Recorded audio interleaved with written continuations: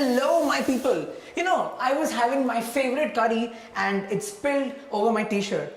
This was one of my favorite t-shirts, and you see, it was yellow in the beginning and I used some of the washing powder and it turned red.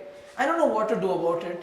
But anyways, I'll figure out that. You know what? Today, all that we'll be studying about is related to this. So let's start and see what happens after this. Guys, what's your favorite fruit? If you ask me, I would say it's orange for me. The sourness in them, I just love the taste. And have you ever tasted a lemon or an orange or grapefruit? They have sour taste, and you know the reason behind them? Okay, let's consider other food. We have foods that taste sour, we have foods that taste bitter. So the reason behind them are the presence of acids and bases in them. So today we'll be learning about acids, bases and salts. But it is not always possible for us to taste the things and then check the presence of acids and bases, right? So for that we have things called as testers. For example, if you see here, I have some strips of paper that are blue in color. So do you know what these strips of paper are called? These are called as litmus papers, which actually show the presence of acids and bases in substances. Do you want to see how? Let us try out examples. I'll take one strip of litmus paper and here I have one watch glass. Let's take a few drops of hydrochloric acid and I drop hydrochloric acid into the watch glass. And followed to this process, let me dip this blue colored litmus paper into the acid. Yes, do you see this? This is the color change. The blue colored litmus paper turns red when it is dipped in acid. Now let's see what happens when I do it with a base, because the chapter is acids, bases and salts.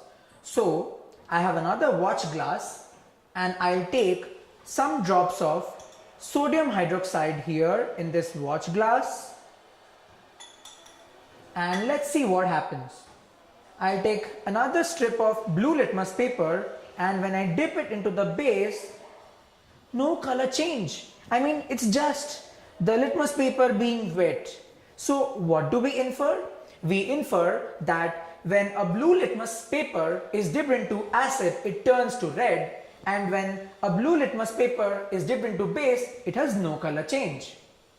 Now here we saw the color change in case of acids. Now let's check if there is any color change that takes place when we have it with bases. Now as you see here, I have a red litmus paper, and if I dip this red litmus paper in the base that we had already taken, yes, there is a slight change in color. That is taking a time, and if I do it like this, yes. Do you see this? The red litmus paper, when dipped into a base, that is sodium hydroxide, changes to blue. Let's see if it changes when it is dipped into acid. This is the red litmus paper, and when I dip it into an acid, no color change, just got wet. So what do we infer here? When we dip a red litmus paper into a base, its color from red changes to blue, and when we dip a red litmus paper into an acid, there is no color change. So what do we infer from this experiment? We infer that blue litmus paper in acid turns into red and red litmus paper in base turns into blue. Moving further, let's find the other chemical properties of acids and bases. Before that, let me tell you, when I was a kid, I was very much interested and excited to see experiments. So I'm sure you guys are also excited to see some experiments going on here. So what are we waiting for? Let's get started.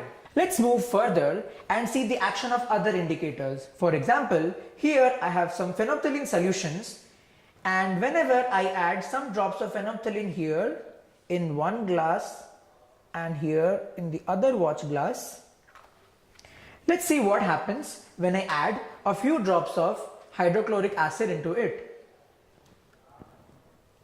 Do you see any change? At least I do not see any change.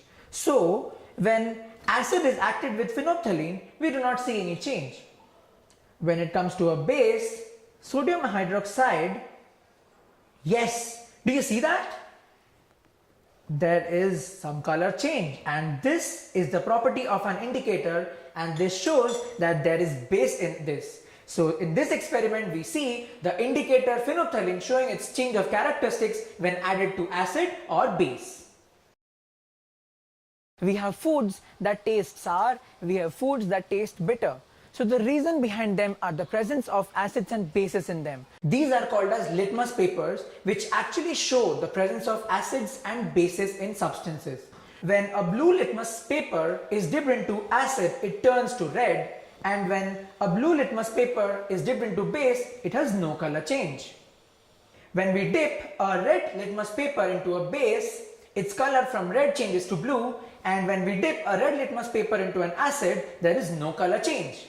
So in this experiment we see the indicator phenolphthalein showing its change of characteristics when added to acid or base.